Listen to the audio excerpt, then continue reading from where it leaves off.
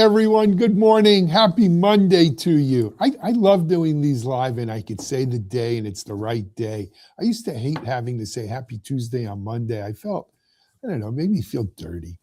But anyway, happy Monday, everyone. We've got a great Techstrong gang today. Let me introduce you to it's really our Monday morning gang, but you've probably been used to seeing them on Tuesdays. We've got our friend Hope Lynch, who says she's thawing from mostly rain and sleet down her way. We've got JP Morgenthal, who didn't hesitate to say it was in the 80s at his house near Cape Canaveral. And Stephen Foskett, who said, hey, it's January in Ohio. And of course, we've got the Dean, Mike Vizard. The weather doesn't bother him. He stays up in his man in the high tower outfit, set up there, just broadcasting away, writing stories. I gotta hand it to the crews, man. The roads are clear already, and I'm just waiting for the guy with the plow to come and deal with the driveway. It's all good. It's all good. It's all good. I used to make a living being that kid who had a Jeep with a plow dealing with the driveways. We used to go to the towns next to, well, JP, you know, right? You grew up near me. We used to go into North Woodmere, right? I'd ring the doorbell and say, do you need your driveway done? They thought it was just me with a shovel. Then I'd call my friend down the block he had a little Jeep with a plow on it. 15 minutes later, there was some good money to be made there. Interesting times. Anyway, speaking of interesting times, we live in interesting times. Mike, Apple is, I think, maybe rushing out to market, and I think I know why, with a new wearable for AI, an AI pin. I feel like I've heard this story before, but what's up? That's true. Other people have talked about this. I think there was a startup that got acquired by somebody, but the notion's been kicked around. I think, this is our first step towards, the little communicator on Star Trek where you ask Scotty to beam you up. But Stephen, is there a market for this? What do you think? I mean, are we all going to wind up wearing these things? And will it be, my pin will talk to your pin? How does that work? Well, I think it's important to know that this product doesn't exist. And this is all rumors and speculation. So to say that Apple is rushing to market with an AI pin is kind of, I don't know, kind of like saying that, Trump is moving too aggressively with his Gaza rebuilding plan. I think that got to bring politics into it. I just had to say it. Yes, there is speculation that such a thing exists. However, just like how about this? The Republican healthcare plan from 2016. It's merely speculation at this point that such a thing exists. And frankly, Apple does have the tech to produce an AI pin of some sort.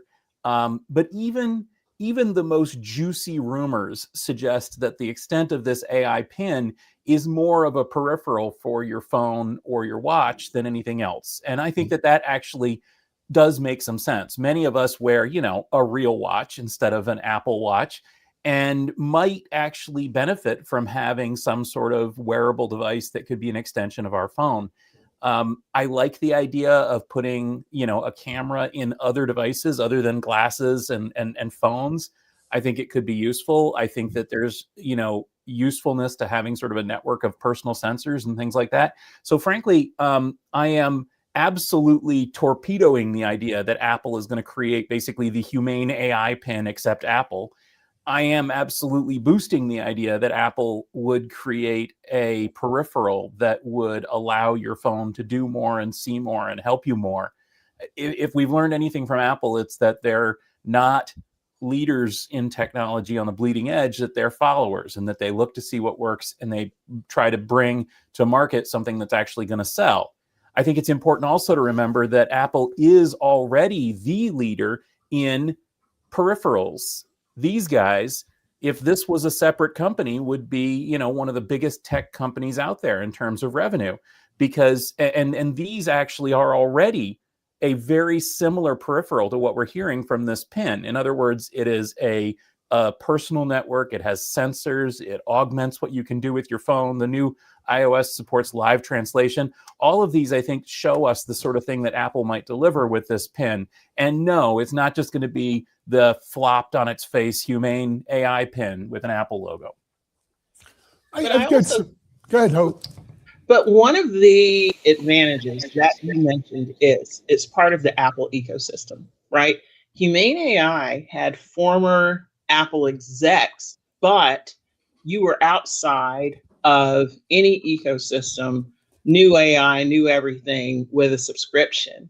This makes adoption really easy. So I think they actually can make it work because it is, already hooked in, so to speak. That's an excellent point, right? I think that was one of the problems with Humane. They had to recreate the whole ecosystem. Wait. How is that a problem? Excuse me, from somebody who's on the Google Android side of the house. I mean, Need I say more? There's still an ecosystem over there a bit, right? Yeah. There's something. Well, and I have to say, I am an Android person, but I'm like Android Samsung, right? Between the two of those, it covers everything.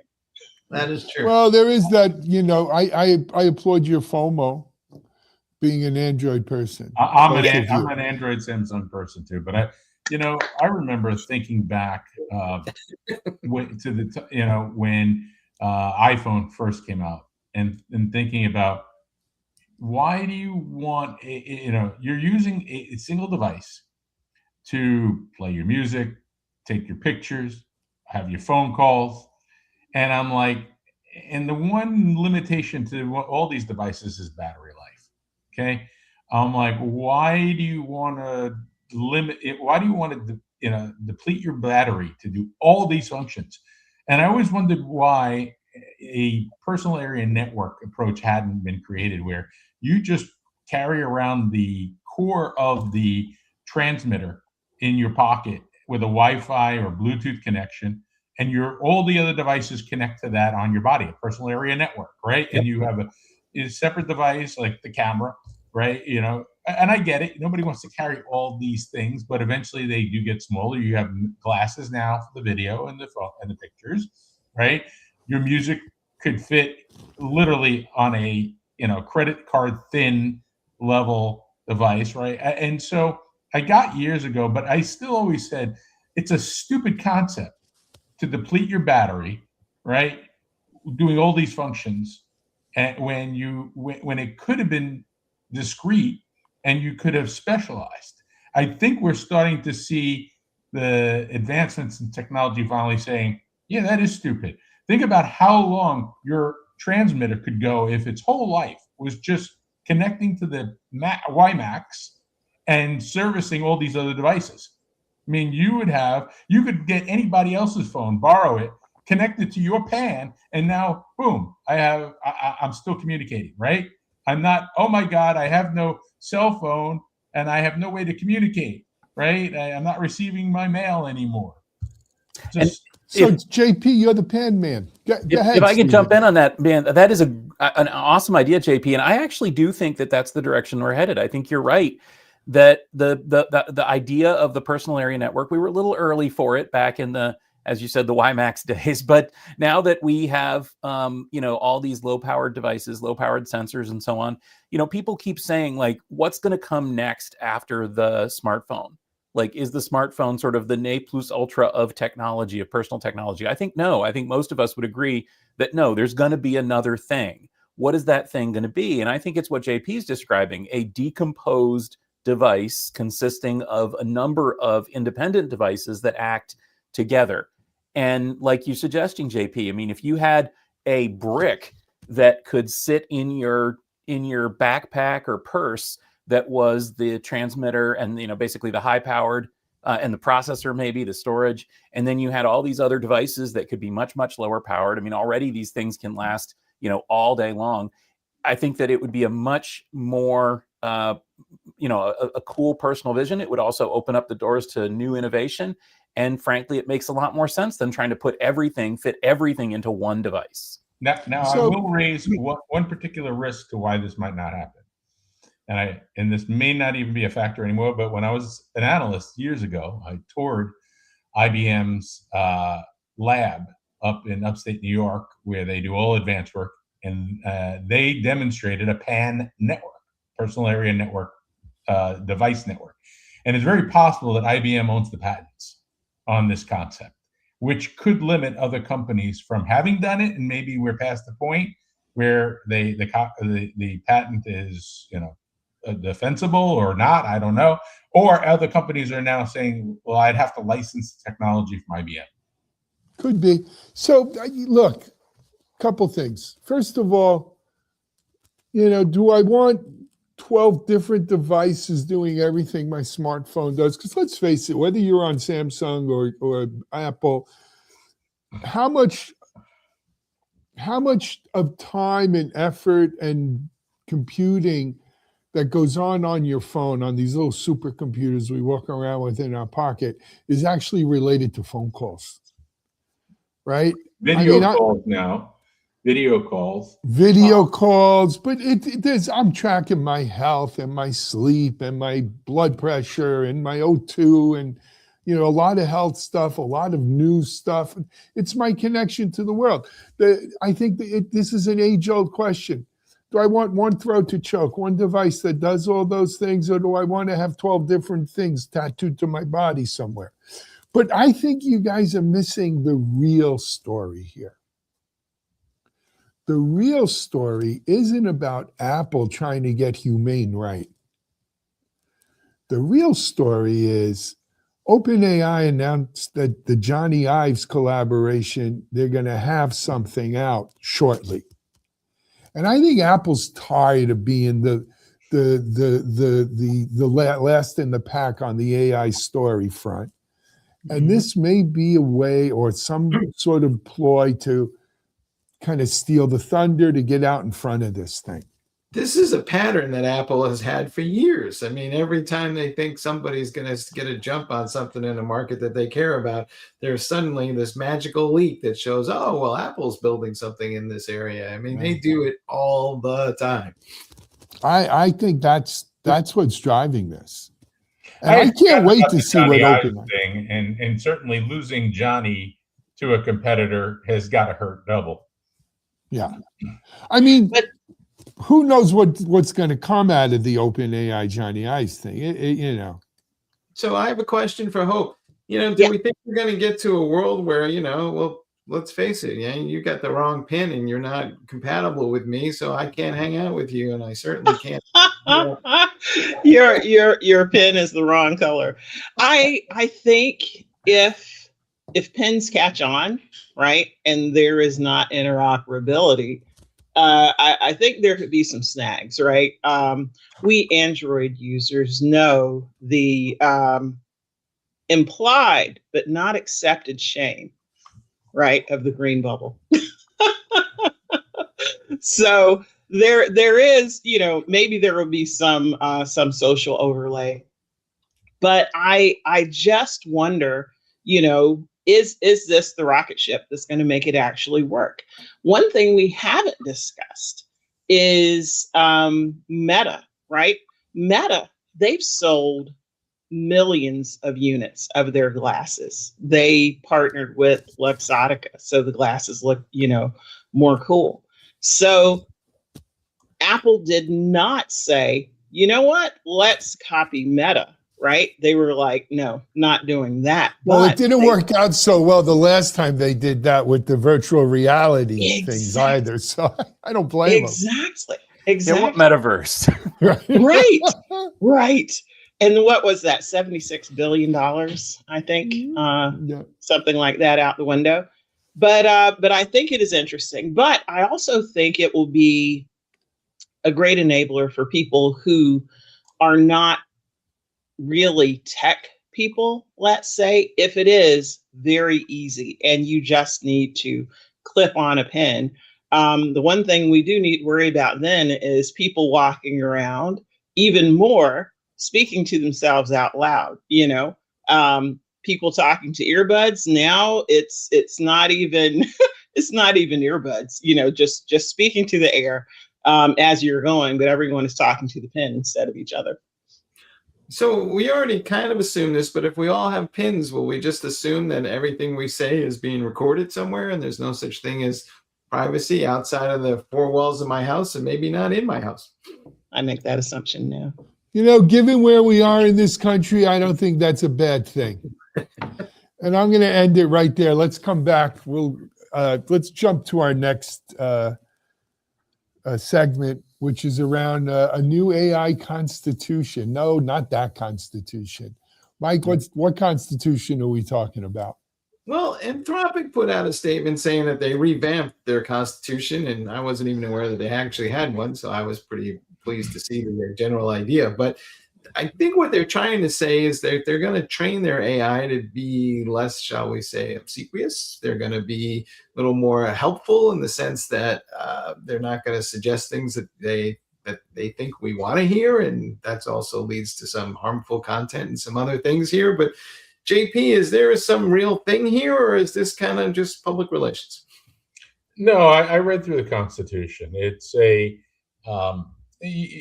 think about how far the technology has changed since they wrote that in 2023. I mean, they probably should have updated it annually and not had the gap. It's the baseline for the guardrails for their AI. And the interesting thing is there's so much meat there. It's almost like the guardrails themselves are a whole other AI inference before it responds to your AI inference, right? 100 checks. Is it doing this? Is it doing that? I use Anthropic. I can tell you that it's gotten better at being more Socratic and not assuming things and just answering you. It is. It has improved on its sycophantic nature. It is, but it's still. It can't stop itself from saying, "Yeah, you're right." But again, it's about learning. I think it's about all the new models and watching how they behaved and what kind of responses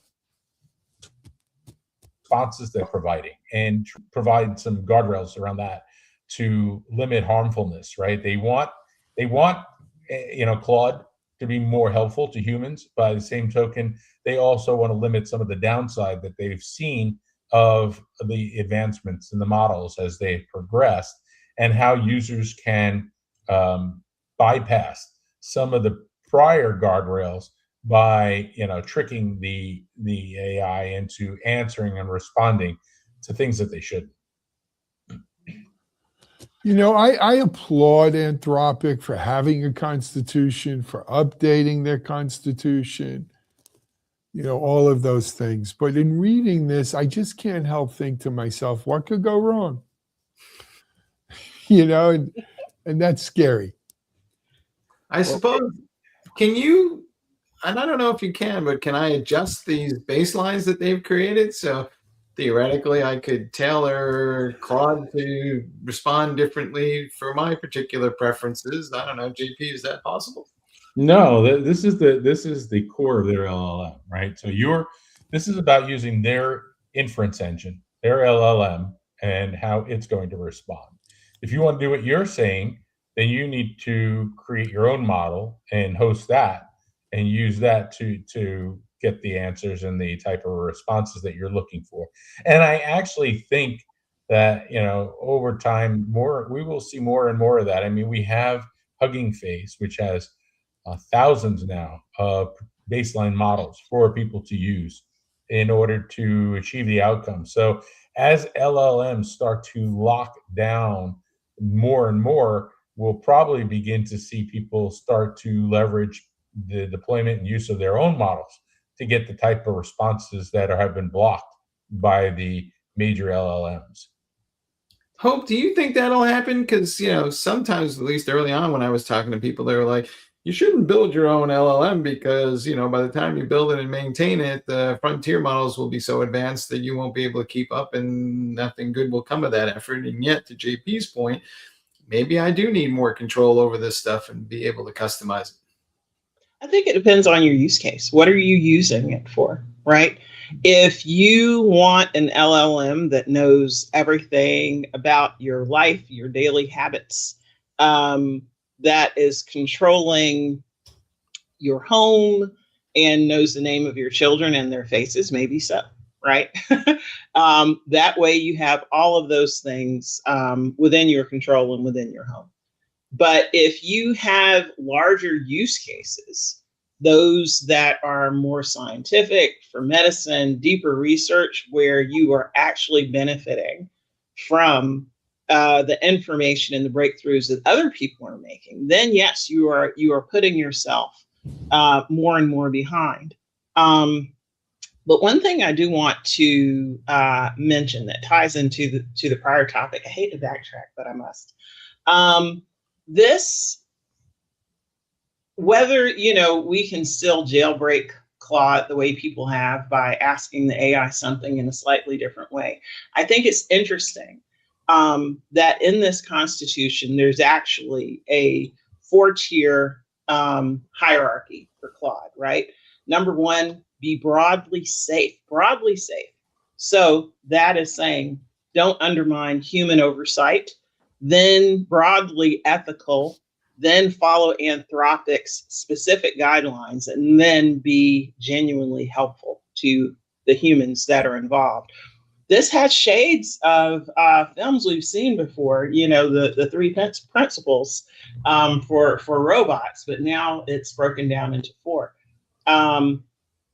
And what Claude understands about those principles and how it chooses to interpret it over time, if it swings too far in one way, then maybe someone will say, you know what, Claude, OpenAI, everyone else, bye. I need my own personal LLM at home. I don't know. We also hear more about small models. So if I'm going to go build a smaller model, is that getting easier, JP? And then I can customize it to that end? Or I don't really need the big, giant frontier model, do I? The only thing that's ever going to make building small models easier is access to data. The more samples that I can gain access to in order to train my model, and the simplification of that process is the only thing that makes building a model easier. You're not going to get to a drag and drop model builder, because ultimately what makes the model is the samples and the sample data that trains it. So the fact that the availability of data and the ability to download or access that data through APIs is what's necessary to create and simplify. Now, you may have your own. And one of the things that came to mind was that I read specifically as an example in the Constitution was that they want to limit things like complex chemical processing that could lead to development of dangerous and harmful byproducts. So bombs, poison gases, stuff like that. But if you're in that business and you want to use AI to help you to identify in the creation of new products, guess what? You shouldn't be using Claude. You should be using your own model anyway. And now you're going to probably lose any access. Claude's going to turn that off on you. You're not going to be able to use Claude for that. You're going to have to go and train your own model. And here I was going to start a new AI company developing nuclear, chemical, and biological weapons. And Anthropic has just torpedoed that entire effort. I am so disappointed, but I know that I can rely on XAI to not have any control. There you go. That's right. Hey, thank you, Elon. Hey, Stephen, does it warm your heart at least that, it seems like all this stuff about AI keeps coming back to the same thing, data? Well, it comes back to the data. Yes, absolutely. And I agree with y'all that, ultimately, there's different aspects of AI here. And I think that's kind of what we're all dancing around here. The idea that these frontier models, that we're trying to build a thinking machine, a general intelligence machine. And that general intelligence is going to need to have guidelines like this Constitution to keep it in line. But at the same time, like JP is saying, like you just asked, Mike, there's going to be I think one of the most used aspects of AI is not going to be these big frontier models, but smaller, more fine-tuned, more data-driven models. And those are the things that we're going to interact with on a daily basis. And ultimately, I think those are the things that are going to have more benefit on a given day. They're still going to need guardrails, though. Yeah, but my concern is that, let's just be very clear. These are not thinking machines. They don't think. They can't exercise judgment because they don't judge. And so to have Anthropic build a constitution that says that that Claude should exercise good judgment makes me wonder if perhaps these people are drinking their own Kool-Aid and believe that Claude actually has judgment, because it doesn't. It is a stochastic parrot who is repeating statistically generated things. It is not thinking. Wait, I got to end this segment right there because that was the drop mic moment for Stephen. Excellent. Let's move over to segment 3 then, guys. In blockchain we trust. Mike, what do we got? The folks who own the New York Stock Exchange and a couple other exchanges around the world have a pilot project, at least, to use blockchain to enable people to actually trade any time of the day they want. And I think, we think of the markets today as being 24/7, but they actually still open and close. And there's even a ceremony still in New York that means something to somebody at 4:00 thereabouts usually. But I wonder if we're moving to a different era here, Alan. And, it's starting to feel like, well, Wall Street feels like gambling. So what the hell? We might as well have the same kind of experience, and we can gamble anytime we want. So why not buy stocks anytime we want? Well, a couple things here. First of all, look, a lot of people hear the word blockchain and they get like a creepy look in their eyes. Their hair stands up because it's been so closely associated with cryptocurrencies and so forth. Blockchain is rock solid good technology. There's nothing the matter with blockchain other than that it was associated with crypto. But the underlying, if you want to do something in a secure manner that you can trust in, blockchain's pretty damn good. And at this stage of the game, it's hardly a new kid on the block. It's been tried, true, and tested. So I don't think there's anything the matter with developing some blockchain technology to prevent fraud, document these things so that they can't be played with, right, or manipulated. That being said, look, we've been doing kind of 24/7 trading, not officially on the New York Stock Exchange, but with the after hours markets and stuff like this for a long time. And I think the big exchanges like a NASDAQ and like a New York or American, they look at that as leaving money on the table, right? That's money falling out the sides of the wagon that little guys are just scooping up, gold on the streets by picking up these after hour trading markets.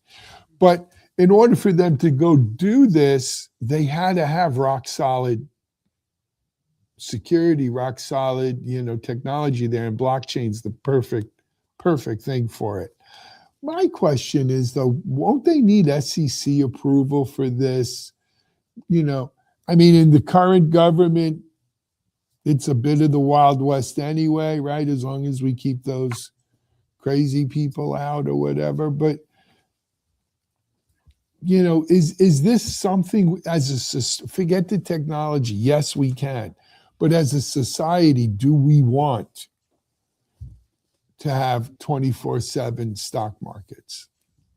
I don't think we have a choice. It's going to be there in other markets, so they have to compete. I just wonder, and I don't know, JP, maybe you have some insights to this, but does blockchain really scale? I mean, historically, the challenge has always been the performance, and it's okay for Bitcoin, but I don't know if it's good enough for the markets yet. What do you think?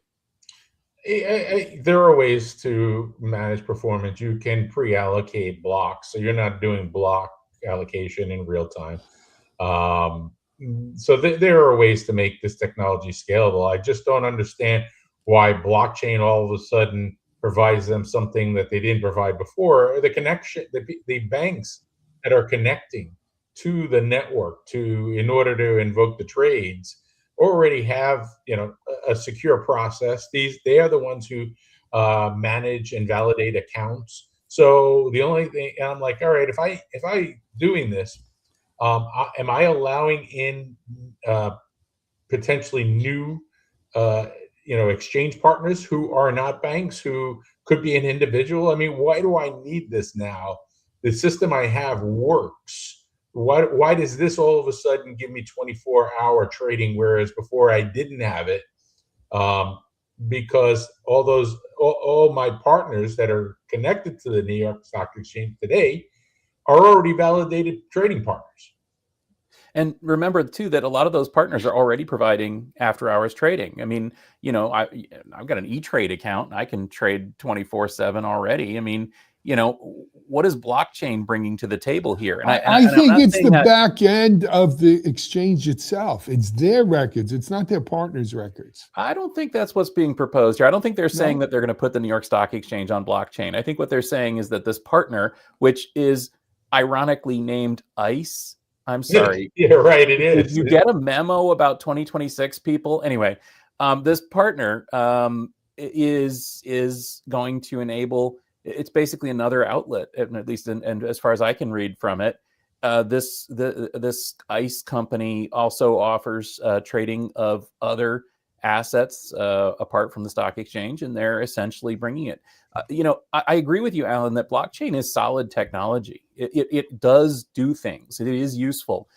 But what it does is it is a cryptographically secure record of transactions that it doesn't rely on a single actor to authorize and authenticate all of these activities. Well, what is that? You know, I can see that that would be useful in a stock exchange scenario.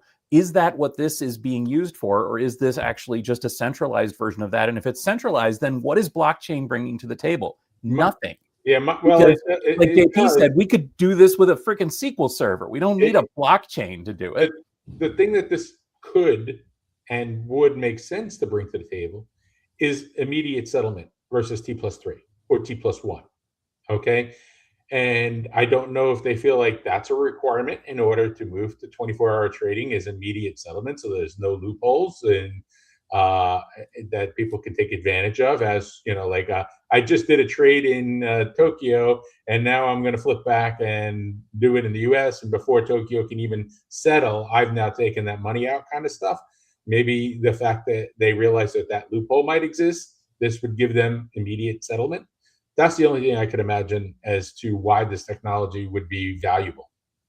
But I agree, because from the bit that I read, right, multi-chain support, which means they're building in abstraction layers, right, decoupling the settlement from trading, and then Bank of New York and Citi, they're involved in tokenized deposits, and for them, it's about solving the money movement problem. So if you have traded a security, you still need the cash payout portion, right? The New York Stock Exchange is not the one actually settling and giving you your money. So if the trade is settled at 3 a.m. on a Sunday, regular banks are closed. This now enables you to get tokenized deposits, stablecoin funding, and it solves that problem for you. So this also reminds me. What's that? I said, I think you're dead on. Yeah, well, yeah. It's been years since I've done securities operations, but I actually built systems for securities operations back in the day. And somewhere in here, the Depository Trust Corporation used to be involved. I don't know if they're still involved anymore, but I would imagine that clearing it, the DTC has to be part of this. The DTC has to be included in this blockchain for verification of that settlement in order for it to be valid. Unless things have changed beyond my knowledge. I don't know. Well, that's what you're getting at, is that basically the stock exchange is supposed to be something special. If it's just trading stuff like anything, then who cares anymore? And we might as well just get rid of the SEC. And you know what, Stephen? That was exactly my thought. You know, Mike Vizard, you'll appreciate this. I'm old enough to remember in New York City when OTB came out. I remember OTB. You remember too, JP? Oh, yeah, I love them. Yeah, they were great. Off-track betting. All of a sudden, instead of getting on the phone with Angelo or Nick or someone and saying, "Hey, I want to put $10 on the number 4 horse in the second at Aqueduct or something," right? Now we went to some storefront where you had a bunch of degenerates with pencils in their ears, the racing forms, always cigarettes with long ashes. Like it was disgusting in there. Let's face it, right? Really plaid sports coats. Yeah, but you could go up at any time of the day that it was open, and you didn't have to call Angelo or Nikki no more. You went on the window and said, I want to do a trifecta on this or whatever over there. And some people thought this was the greatest thing to civilization. We're going to put the organized crime out of business. Isn't this great? You could bet on horse races around the country, not just Belmont or Aqueduct anymore. And it was a blight on civilization, right? I'm wondering if this isn't maybe not quite that bad, but is this the same thing? Well, somebody made a point earlier about trading different types of assets. I got a note yesterday from Robinhood. I haven't touched my account in a long time. It needs to verify that I'm still alive and that I guess they want to steal whatever small funds I left in there. So I log in, and now the big thing is, and I've seen this in other places like DraftKings and such, the big thing is prediction markets. But Robinhood sells them as contracts. So for 63 cents, you can buy a contract that says that the Seahawks will win the Super Bowl. And then that contract is then traded on the open market. People can buy and sell it. That's what gambling has now become. We're tokenizing the gambling. People are buying contracts to which side of the bet they want to be on, and then they're trading those. And frankly, it's gambling. It's OTB all over again. It's meta gambling. I think JP has come to it. This is the point. The quote Mark Twain, a lie travels halfway around the world before the truth gets its boots on. This is going to play out time and time again. If we're going to have constant trading, there's no moment to anybody to take a breath and go, well, is this true or not? So there's just going to be more bullshit circulated, trying to move stock prices left, right, and center, and things are going to spin out of control. I have a question. So the New York Stock Exchange, they're building a separate tokenized platform, right? So blockchain-based platform that is trading alongside, but separate from the traditional exchange. NASDAQ, though, they have filed a proposal to integrate tokenized securities into their existing exchange. Same order book, same execution priority, everything. Which one do you think is going to win? NASDAQ, because it preserves the status quo. It fails quite often in this market when you try to do something new and unproven, whereas the old guard likes the way that things work today. They know it. They feel comfortable with it. Integrating in and making sure that it flows alongside the way things are done today, I think we have an advantage over something completely new and different. Fair enough. Guys, I got to pull the plug. What a great, because, until we implement some blockchain here at Textron Gang, I don't know if we can go 24/7. I will. Let me add one last thing, Alan. Go ahead. Tokenization of assets is huge. I did a lot of this work when I was a management consultant helping out Digital Assets Group, right? The thing about digitization or tokenization of things like mortgages, okay, where it allows you to take a rental property and allow a group of people to then buy a piece of it very easily in a way that's controlled, right? That these are things that are very, very difficult to do today. You can't have just you could create an LLC and a bunch of people put money into that LLC, and then the LLC buys the building. But this is a way that a group could say, you're buying into funding, this particular rental property. Here's the information about the property, our expected rental rates, how much. So I want to buy 2 shares of that, right? And I get paid back monthly based upon the rent getting paid. I think tokenization of assets, paint, our artwork is being tokenized this way, mortgages are being tokenized this way. I think it opens up the opportunity for more individuals to get into and play in an arena that has typically been shut out for middle America. Fair. Fair. All right. Hey, Stephen, do you got something going this week on Tech Field Day, don't you? I do, and it's actually going here, right here on the TechStrong channels as well. So we've got our AI infrastructure field day this week. So please do check that out. Wednesday through Friday, we're going to be live during basically 8 a.m. to 5 p.m. Pacific time with a bunch of different presentations. We've got Cisco, Fabrics on Wednesday, along with the Futurum Group presenting some of their research findings on Wednesday. On Thursday, we've got Hammerspace, Excite Labs, Forward Networks, and another presentation from within the Futurum Group from the Signal 65 Lab Group. And then on Friday, we've got Solidime, and we're going to hear from the delegates. So do check out the Tech Field Day presentations streaming live on the TechStrong TV app, on YouTube, and of course, LinkedIn. Excellent. Good luck with that. All right. Hope, great seeing you. Stay warm, safe there. JP, keep the AC on, I guess. I won't have to after tonight, I hear. Yeah, it is also true. Well, us too. Mike, I'll see you hopefully here tomorrow. Absolutely. All right. Hey, we're getting closer to pitchers and catchers reporting. Baseball season's here, though. We've got a Super Bowl coming up. We'll be talking about that maybe. But until then, stay tuned. Still with the Yankees. So there you go. That's absolutely right.